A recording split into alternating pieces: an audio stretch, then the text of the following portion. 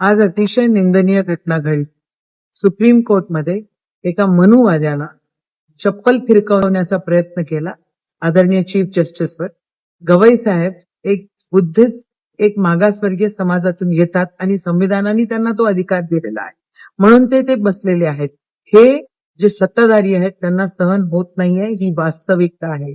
आज अशा प्रकारची घटना आपल्या देशामध्ये घडणं हे अतिशय निंदनीय आहे.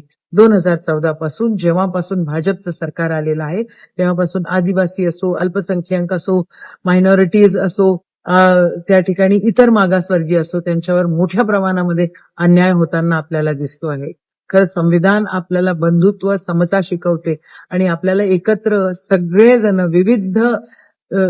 विविध संस्कृतीतून, विविधतेतून एकता आपल्याला संविधान शिकवते आणि या संविधानाचा अपमान जो करेल तो या देशात राहण्याचा लायकीचा नाहीये.